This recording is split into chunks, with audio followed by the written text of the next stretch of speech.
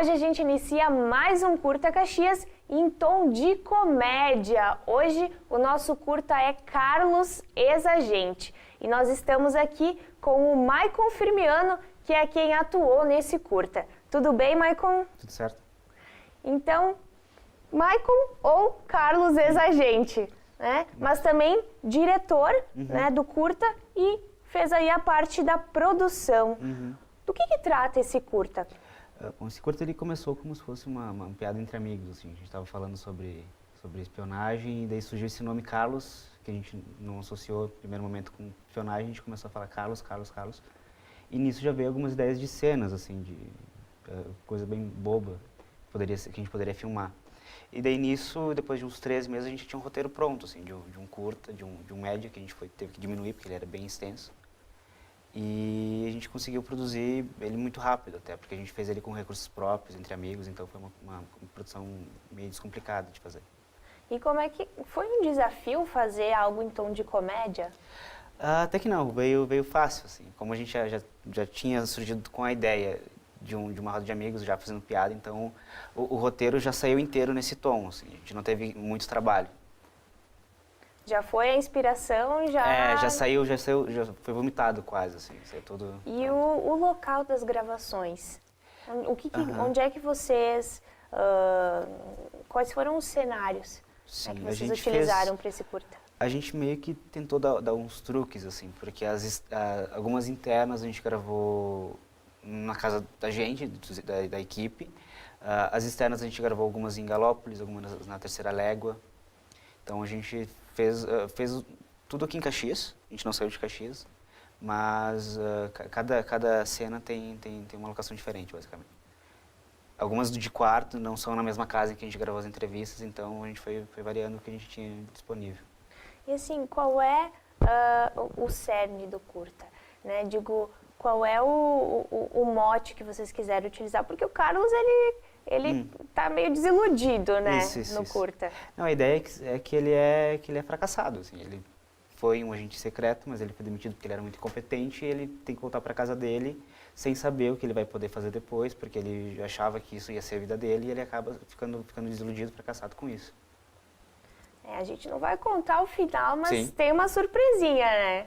Tem quase que uma redenção, um final feliz, dá pra dizer.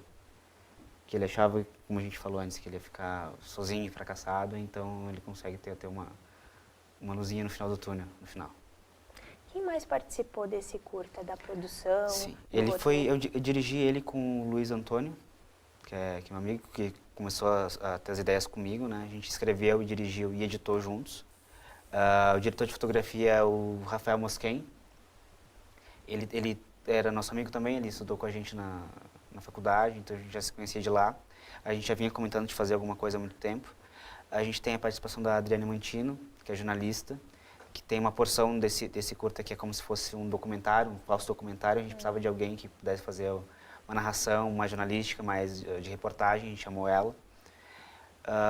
E tem também, eu vou esquecer alguém com certeza, mas tem muito mais gente que participou, sendo ajudando na produção, ajudando a fazer o áudio. E pra ti, primeira atuação? Em curta, não. Teve alguns trabalhos de faculdade, contexto de faculdade, assim, nada que tenha saído para festival, nada. E eu participava de um grupo de teatro, então já tinha essa experiência, mas não com curta, né? Sim, era mais diferente. com essa parte teatral isso. mesmo.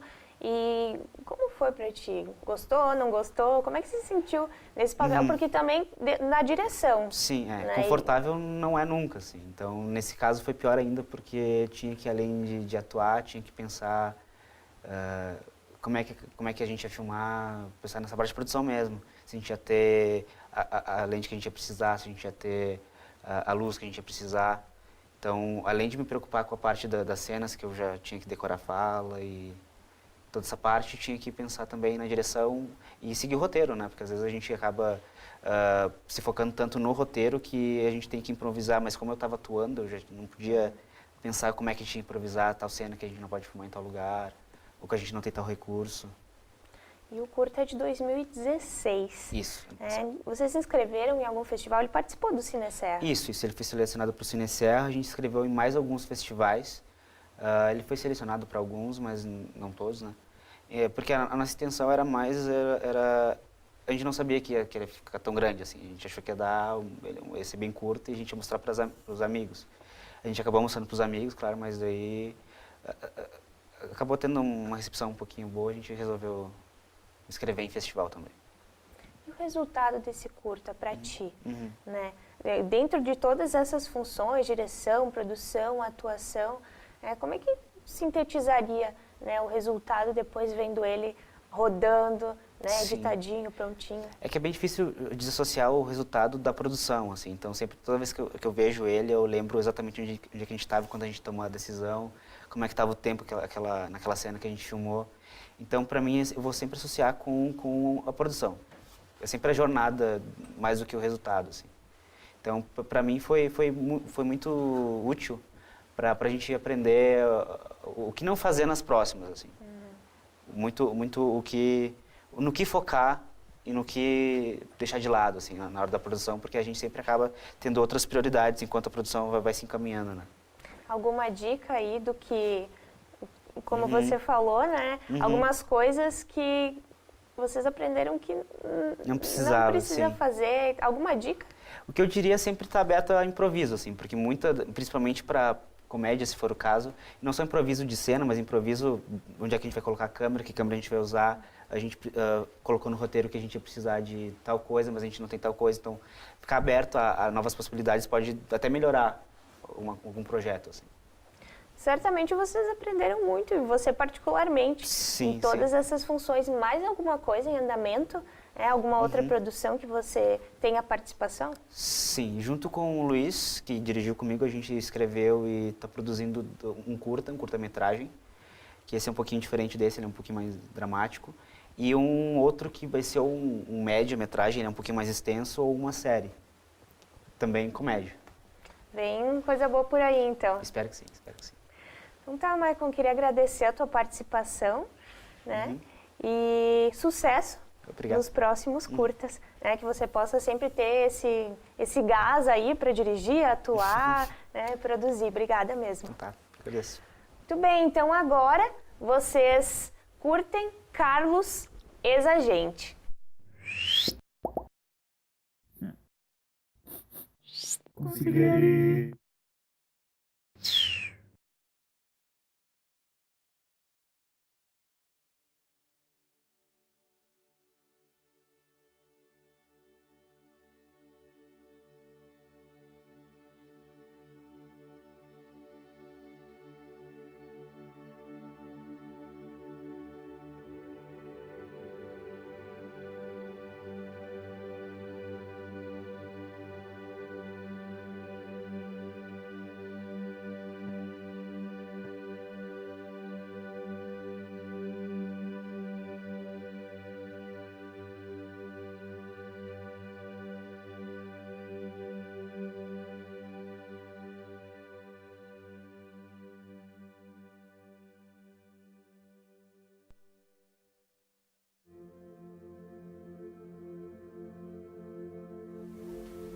Eu passei por muita coisa, né? Sofri, digamos assim, uma lavagem cerebral.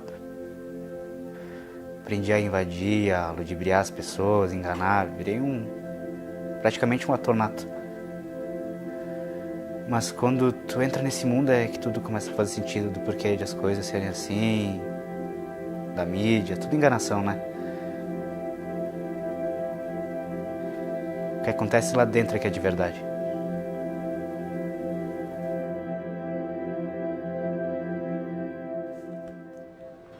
Foi no interior do interior da América do Sul que Carlos nasceu e cultivou o sonho de ser agricultor e de ter uma vida tranquila no campo. Seus planos mudaram alguns anos depois e Carlos estava numa situação bem diferente da que havia planejado. Sua vida havia mudado para sempre.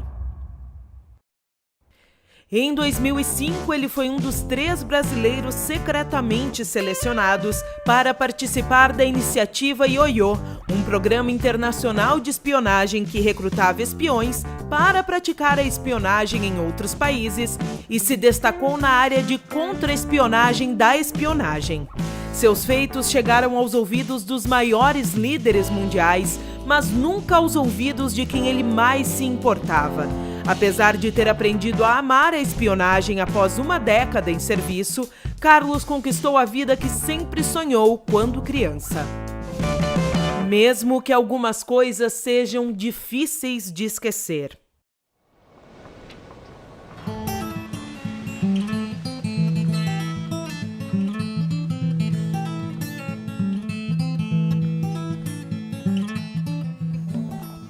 Já foram no Parreiral ali?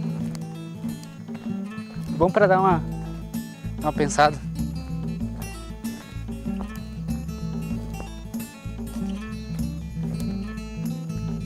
Carlos, por que de tanta gente eles te recrutaram? Exatamente. Eu acho que só pode ser por uma habilidade bem específica que eu tenho, né? Que é a resolução de cubo mágico. Mas cubo mágico, aquele colorido? É aquele colorido e tal que a gente tem que resolver e chegar no resultado. Enfim, eu ia para as festas animar o pessoal com cubo mágico, né? Que é uma coisa que nem todo mundo sabe fazer. E aí nessa festa chegou 2 sujeitos meio estranhos assim. E eles me abordaram lá no momento e me falaram da Ioiô, que era essa coisa meio secreta, que envolvia o governo e tal. Depois disso eu aceitei a proposta, fui com eles, mas eu só fui me dar conta que era espionagem mesmo que a gente estava fazendo 2 anos depois, no aniversário da agência, quando a gente estava indo para sequestrar a filha do Sarkovsky.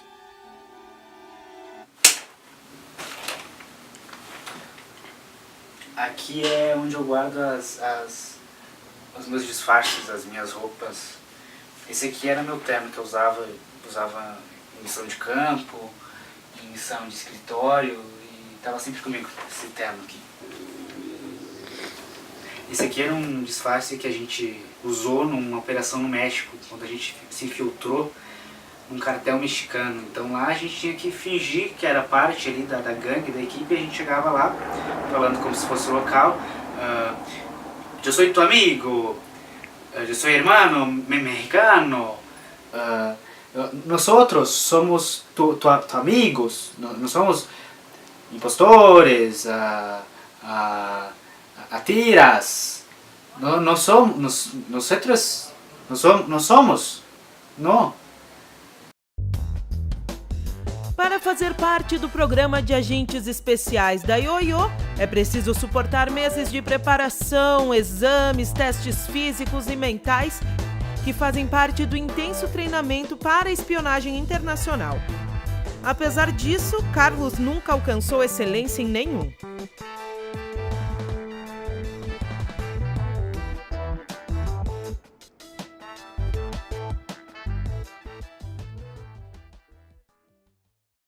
Aqui eu jogava com o Baltazar, amigo meu.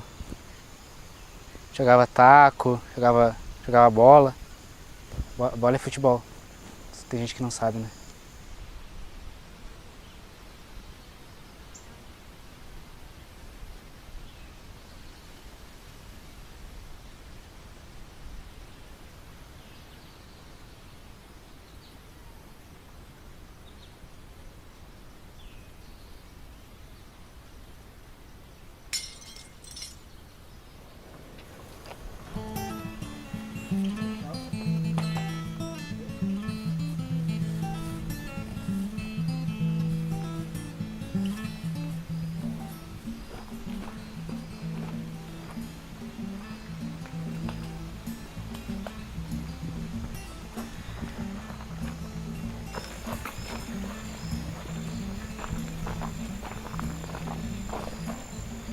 Ela sempre faz isso.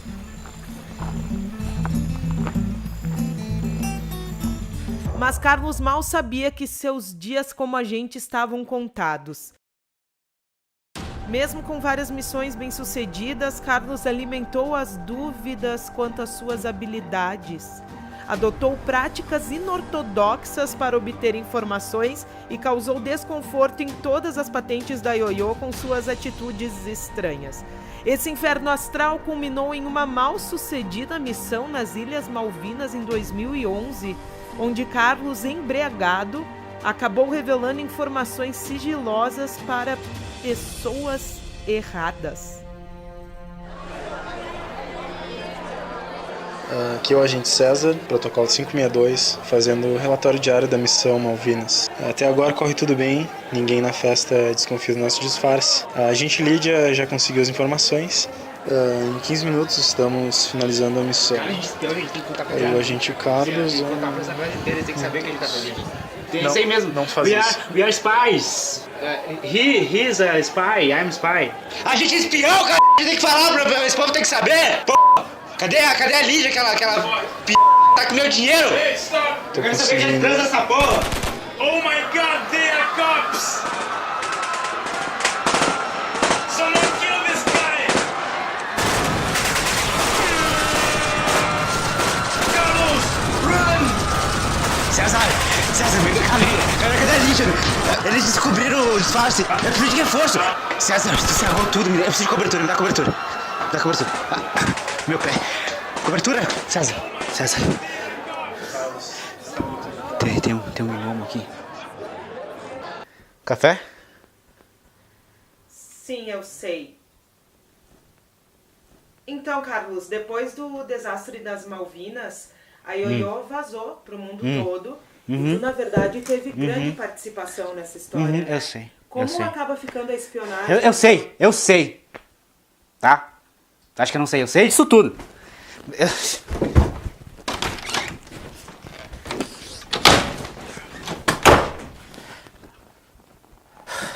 Quem é que mandou vocês aqui?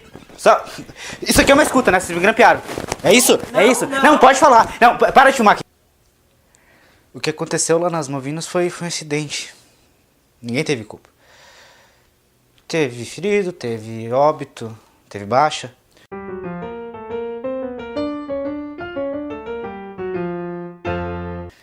Mas isso é uma coisa que todo mundo sabe, que o protocolo foi aberto na segunda patente. E... vazou o documento? Vazou. Eu tive culpa? Talvez. Mas tem muita coisa que vocês não sabem e que também não querem saber. É só a ponta do iceberg. E como eram os dias lá na agência? Longos. Mas como? Com manhã, tarde, noite. Era Sim, bem mas o que eu quero saber é a rotina. O que vocês faziam num dia normal? longo. A espionagem é uma coisa que não é fácil. Requer sangue frio, atuação, paixão. E era mais que um hobby pra mim, era meu trabalho.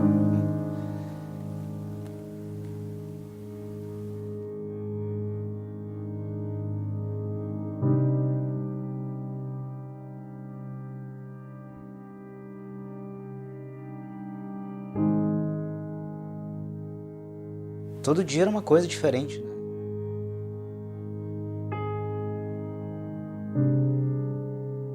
A gente se colocava em risco naquelas situações. Um dia a gente estava invadindo uma base russa usando acrobacia, no outro dia a gente estava desarmando uma bomba em Florianópolis. Era bem difícil, bem difícil.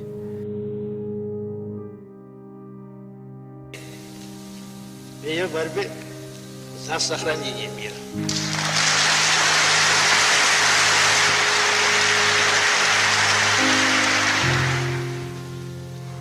Было бы ошибочно думать, что...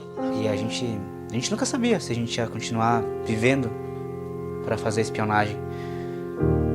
E eu sinto falta. Sinto falta.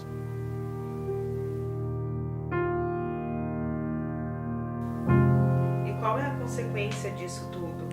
Porque tu é bem novo ainda, né? Qual rumo tu pretende tomar agora?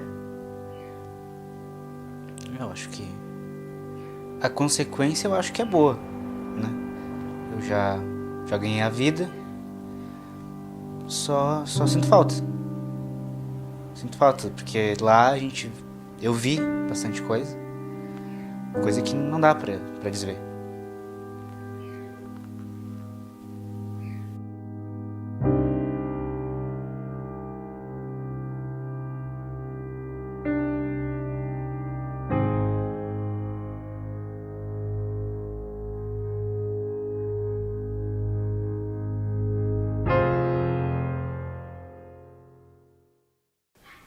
Carlos, então, obrigada mais uma vez.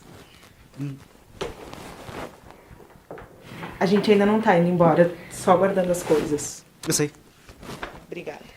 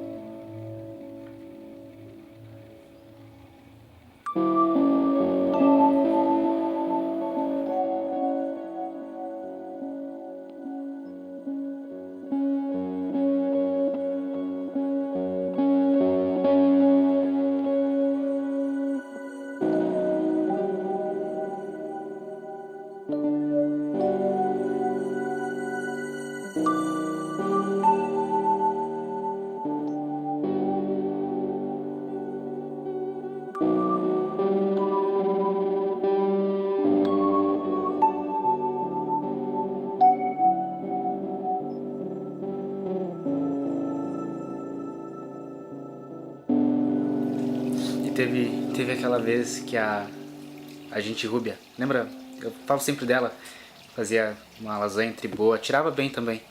Teve uma vez que ela imitou o comandante, tava todo mundo lá rindo, daí o comandante chegou e falou... Eu não lembro o que ele falou, mas foi engraçado. E...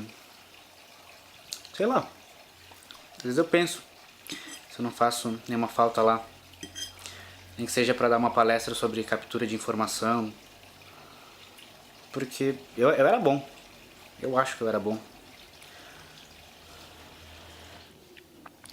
E aqui não tem muita coisa pra mim, o motivo que eu tinha pra ficar aqui não existe mais.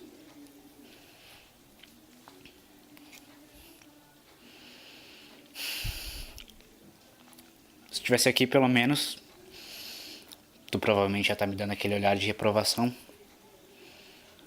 mas pelo menos eu tô aqui.